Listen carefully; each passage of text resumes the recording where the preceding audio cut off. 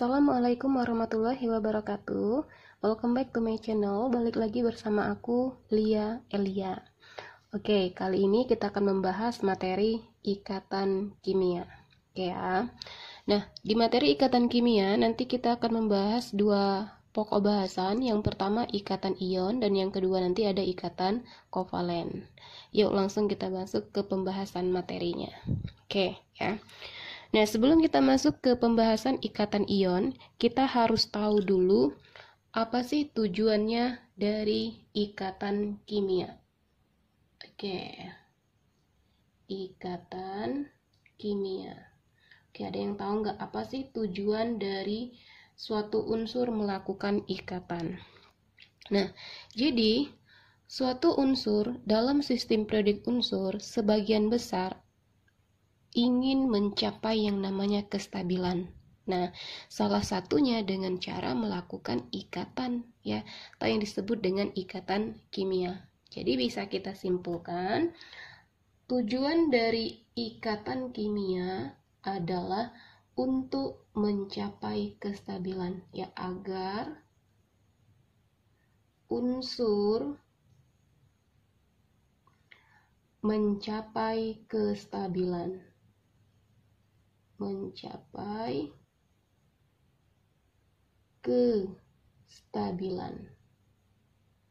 Oke, itulah tujuan dari ikatan kimia.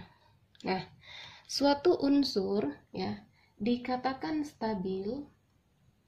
Suatu unsur dikatakan stabil harus ada syarat elektron valensinya ya. Jadi syarat dari elektron valensi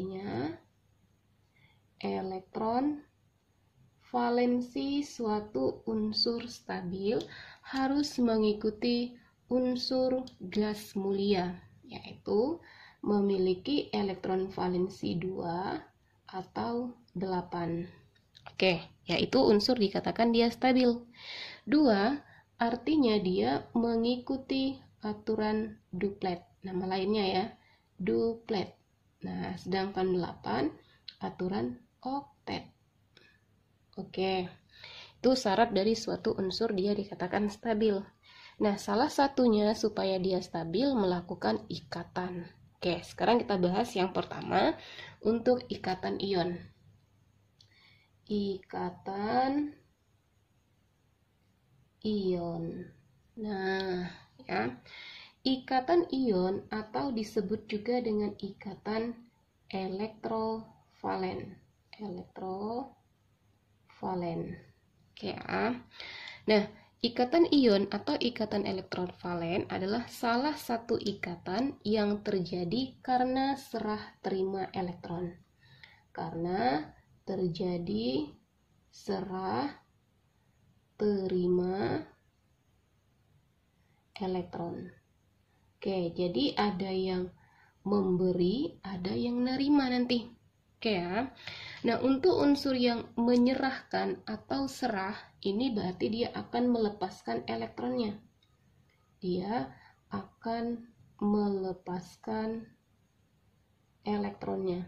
Karena dia menyerahkan, ya enggak? Melepaskan elektronnya. Nah, biasanya unsur-unsur yang akan melepaskan elektron adalah unsur yang sifatnya logam. Oke.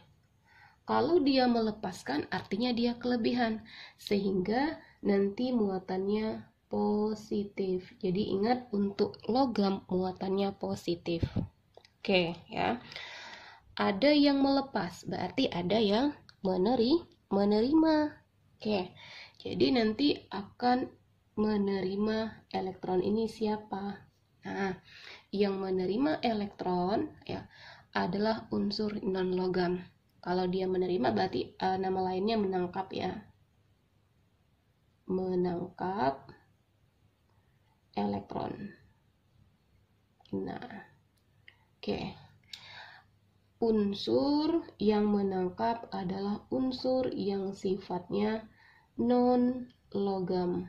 Oke, karena dia kekurangan, karena dia menangkap kan, jadi kekurangan muatannya negatif. Oke, itu untuk ikatan ion atau ikatan elektrovalen ya. Oke, kita ambil contoh, misalkan contohnya ya, ada unsur natrium dan unsur klorin. Kita ambil contoh ya. Unsur natrium, kita ambil contoh natrium dan klorin. Nah, natrium adalah unsur golongan 1A sehingga elektron valensinya 1. Ya. Klorin 7A, elektron valensinya 7. 4, 5, 6, 7.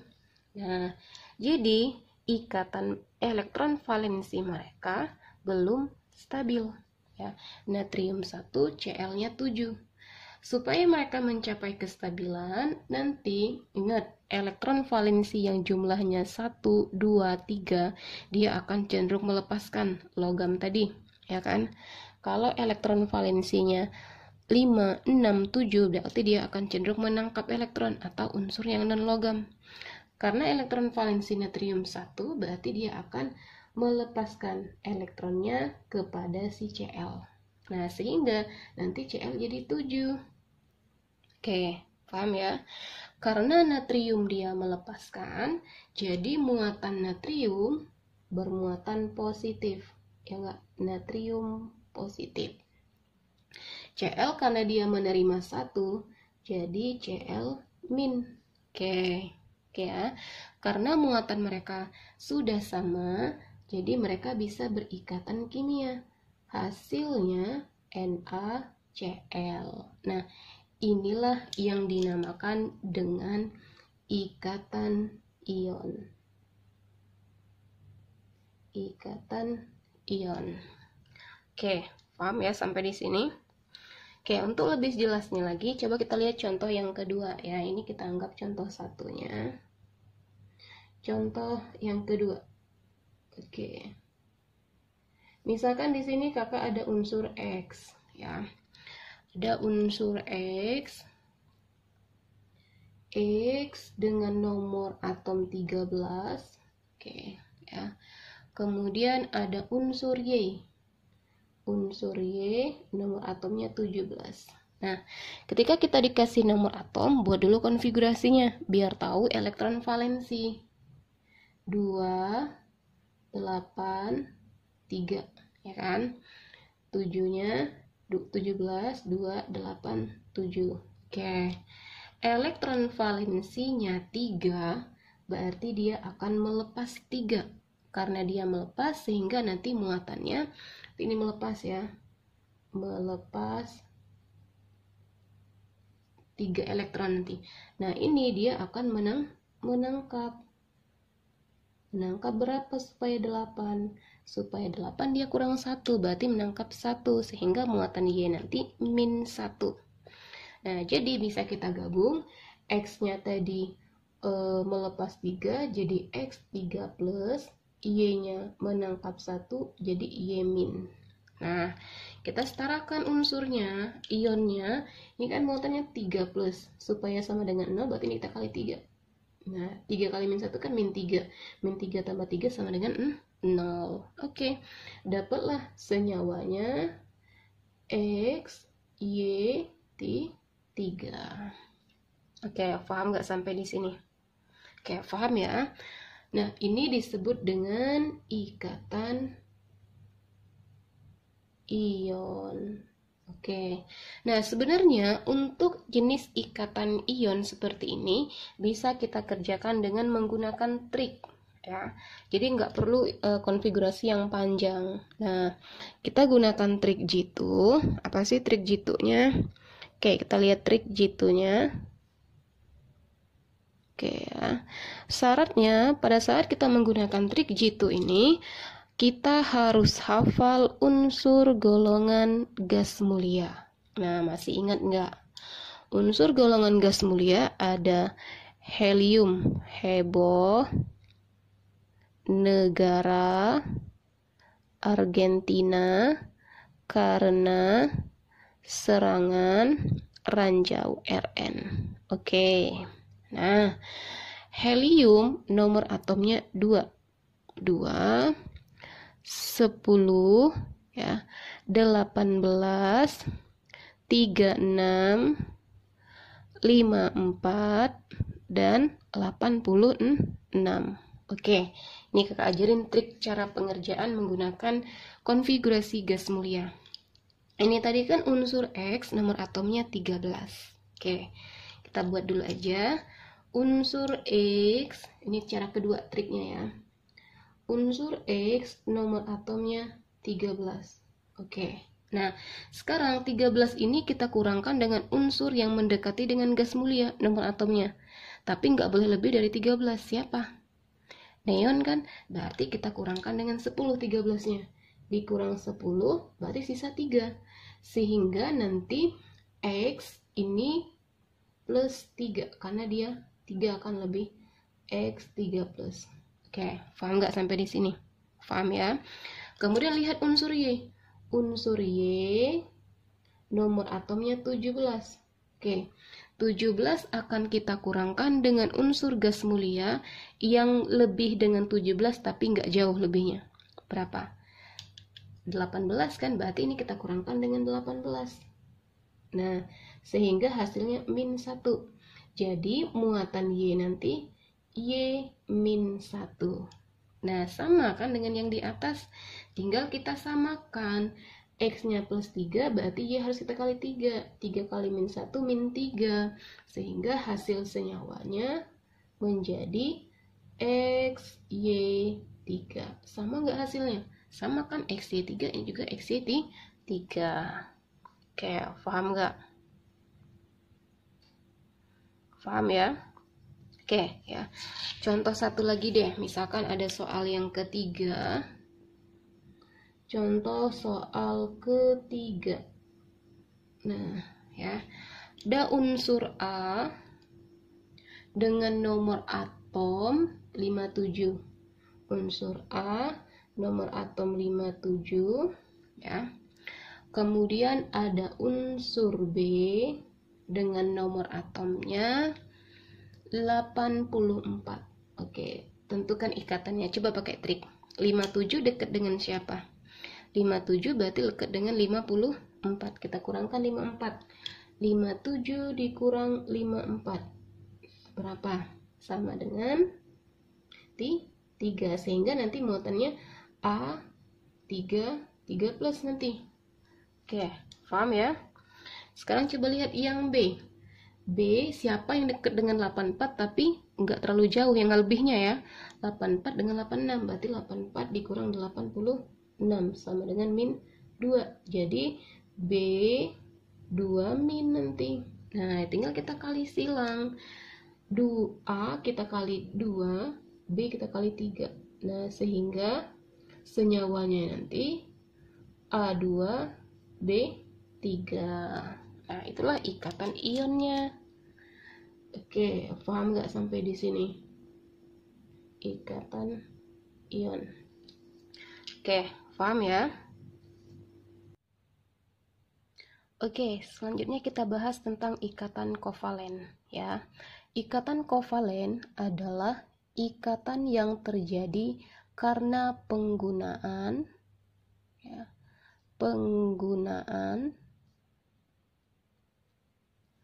pasangan elektron secara bersama. Pasangan elektron secara bersama. Oke, ya. Nah, karena dia penggunaan elektron secara bersama, jadi nanti mereka akan saling menangkap elektron. Oke, ingat ya. Jadi, mereka akan saling menangkap elektron.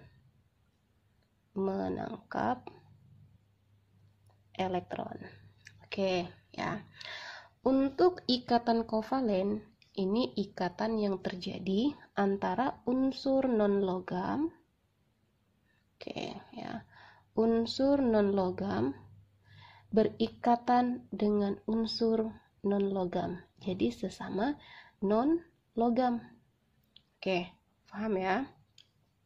Nah, sama pada saat suatu senyawa akan berikatan kovalen, suatu unsur berikatan kovalen, dia harus mengikuti syarat suatu unsur dikatakan stabil, tetap sama dengan ikatan ion, harus memiliki elektron valensinya 8 atau 2, ya, 2 dan 8. Kalau 2 mengikuti aturan duplet, kalau 8 mengikuti aturan oktet. Oke, inilah syarat dari suatu unsur stabil. Oke, itu ikatan kovalen, ya. Nah, berdasarkan penggunaan elektron bersama,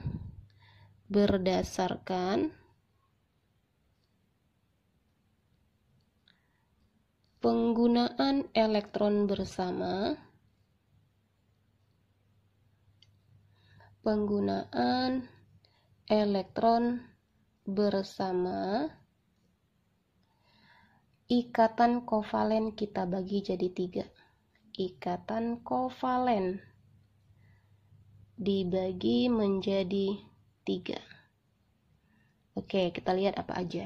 Oke, ya. Yang pertama ada ikatan kovalen tunggal. Oke, ya. Ikatan kovalen tunggal. Nah, oke. Contohnya Cl2. Kita ambil contoh Cl2 ya. Cl2. Oke. Jadi ada unsur Cl-nya 2. Satu lagi 2. Nah, ingat Cl2 adalah unsur golongan Cl golongan 7A. Jadi elektron valensinya 7. 1 2 3 4 5 6 7. Ini juga 1 2 3 4 5 6 7. Nah, supaya mereka stabil, mereka akan melakukan yang namanya ikatan. Ini kan udah deketin. Nah, mereka berikatan. Setelah berikatan seperti ini, artinya 2 elektron ini milik mereka bersama, milik si Cl yang pertama dan si Cl yang kedua. Jadi, mereka sudah oktet 8. Oke, Cl sebelah kiri, aku juga oktet katanya. Nah, kenapa dia dikatakan ikatan kovalen tunggal? Karena hanya ada 1 elektron dari masing-masing unsur yang menyumbangkan, sehingga akan terjadi ikatan tunggal, ia 1, ya. Oke. Yang kedua, ada ikatan kovalen rangkap 2. Ikatan kovalen rangkap 2. Nah, oke ya. Contohnya kita ambil ada unsur O2. Oke, O2 berarti ada O-nya 2 ya. 1, 2. Oksigen adalah unsur golongan 6A. Jadi elektron valensinya 6. 1, 2, 3, 4, 5, 6. Oke, ini juga 6. 1, 2, 3, 4, 5, 6. Oke, supaya stabil mereka melakukan ikatan. Nah, nih ikatan 1, 2. Oke, ternyata oksigennya 8. 1, 2, 3, 4, 5, 6, 7, 8. Aku oktet, kata si oksigen yang di sebelah kanan. Yang sebelah kiri 1, 2, 3, 4, 5, 6, 7, 8. Aku juga oktet. Nah, kenapa dia dikatakan ikatan rangkap 2? Karena pada saat mereka berikatan sama-sama menyumbang 2 elektron, sehingga terdapat ikatan rangkap 2. Oke, paham ya? Ikatan kovalen yang ketiga, ikatan kovalen rangkap 3. Nah, ikatan kovalen rangkap 3, kita ambil contoh ada nitrogen N2. Oke, jadi nitrogen 1, 2. Nah, nitrogen golongan 8A. Supaya dia 8, berarti kurang 3 masing-masing. Yang nitrogen golongan 5A ya, salah ya. Supaya dia 8, berarti kurang 3. 1, 2, 3, 4, 5. 1, 2, 3, 4, 5. Nah, buat ikatannya 1, 2, 3. Nah, ikatan angka 3. Ini 6 artinya milik mereka bersama. 6, 7, 8. Aku oktet. Yang sebelah kiri. Tuh 2, 3, 4, 5, 6, 7, 8. Aku juga oktet. Nah, dia ikatan kovalen rangkap 3 karena ada 3 elektron yang dipakai untuk berikatan. Oke, paham ya?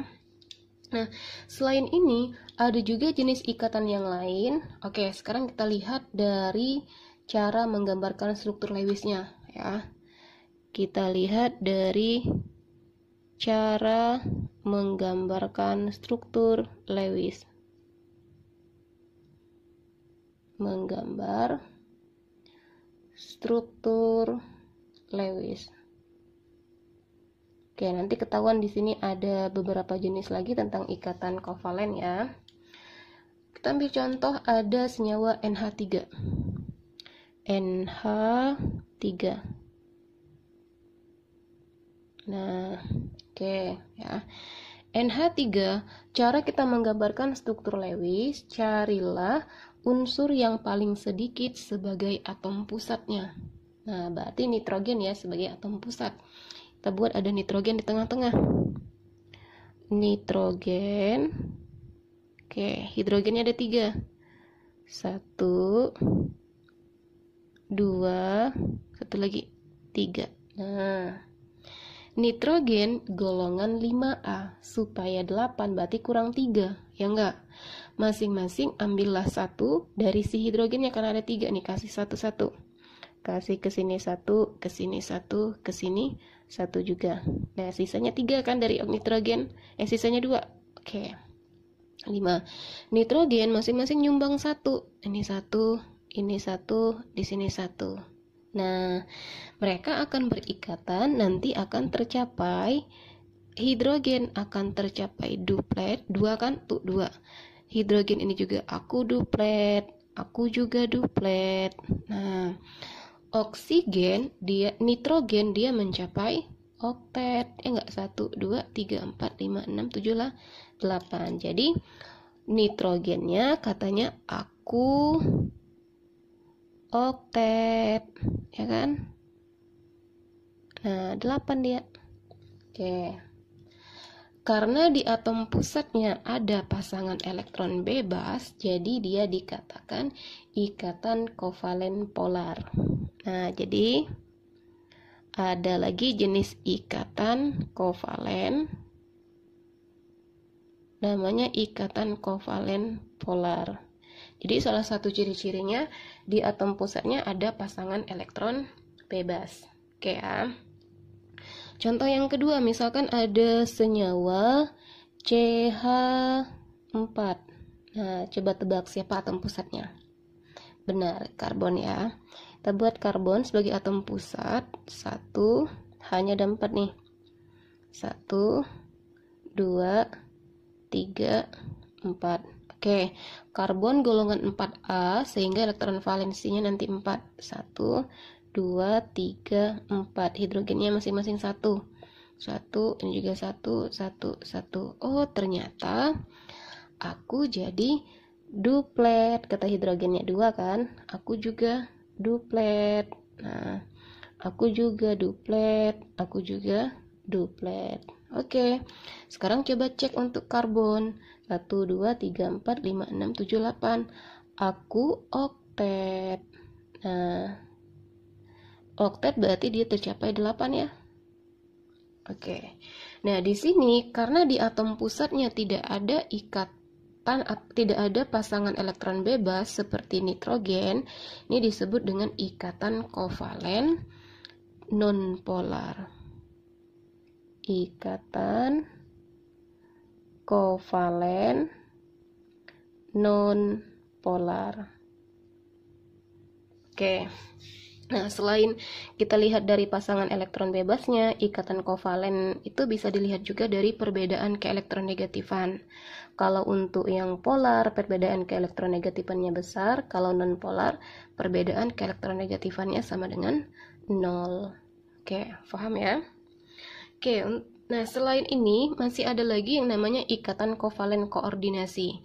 Oke, kita lihat contoh terjadi pada senyawa BF3 dan NH3. Kita buat struktur BF3 berpasangan dengan NH3. Oke. BF3 sebagai atom pusat. Boron, fluorin, 1, 2, 3 ya. Benar. NH3, N-nya 1, hanya 3. Udah ini sama kayak gini ya. 1, 2, 3. Oke, kita pasangkan elektronnya. Nitrogennya 1, 2, 3, 4, 5. Ini hidrogennya 1 masing-masing ya. Oke, boron golongan 3A, elektron valensinya 3, 2, 3. Nah, fluor ini golongan 7. 1, 2, 3, 4, 5, 6, 7. 1, 2, 3, 4, 5, 6, 7. 1, 2, 3, 4, 5, 6, 7. Nah, coba kita lihat. Ternyata si fluorinnya katanya dia jadi oktet. Ya enggak? Fluorin jadi 8 nih, ya kan? 1, 2, 3, 4, 5, 6, 7, 8. Aku juga, katanya si fluorin. Aku juga 8. Fluorin yang di atas juga begitu. Aku juga 8.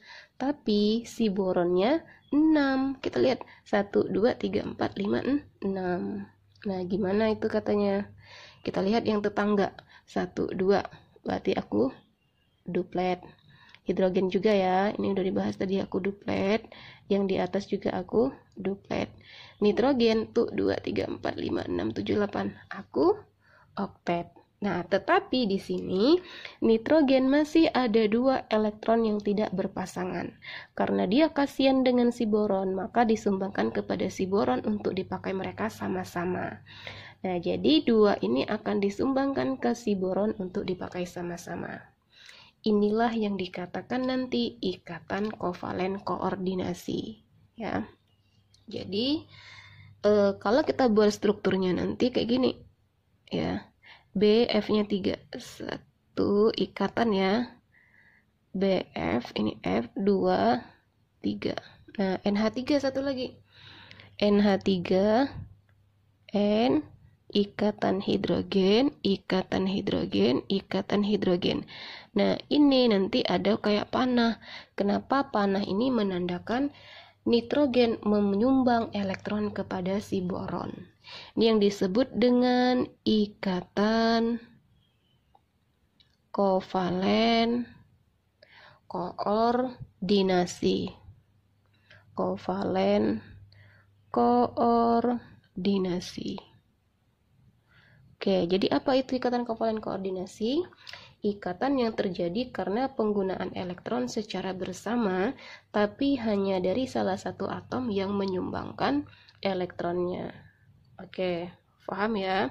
Jadi dari cara kita menggambarkan struktur Lewis, kita bisa melihat ada beberapa jenis lagi tentang ikatan kovalen. Ada ikatan kovalen polar, ikatan kovalen nonpolar, satu lagi ikatan kovalen koordinasi. Oke, paham ya? Oke, untuk lebih paham lagi ya, biar tambah jago tentang ikatan kimia, ini kakak kasih soal latihan. Soal latihan. Oke ya. Jadi soal latihan ini coba dikerjakan. Nanti kalau misalnya sudah dapat jawabannya bisa ditulis di kolom komentar. Nanti bisa kakak koreksi juga ya. Soal nomor 1. Lengkapi tabel berikut. Lengkapi tabel berikut ya. Tabel berikut. Nah, tabelnya nanti dalam bentuk senyawa ion nih ya perintahnya ya. Jadi ada ion, masing-masing ionnya ada Na+, kemudian Mg2+, satu lagi Al3+. Oke, untuk anionnya Cl-, O2-, satu lagi ada N3-. Ini N ya, N3-.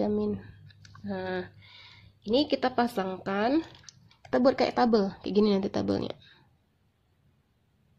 Oke. Dipasangkan antara masing-masing ion positif dengan ion negatifnya. Oke, ini kalau kakak garis ya.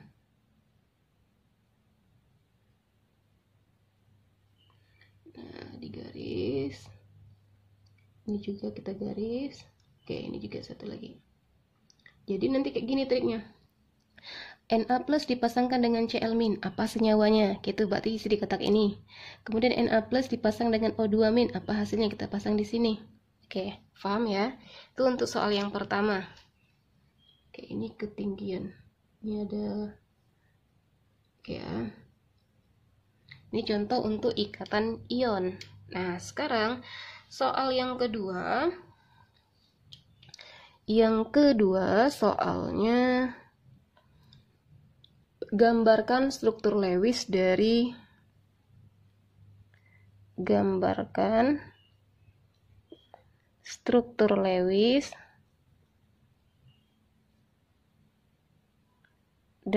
senyawa H2O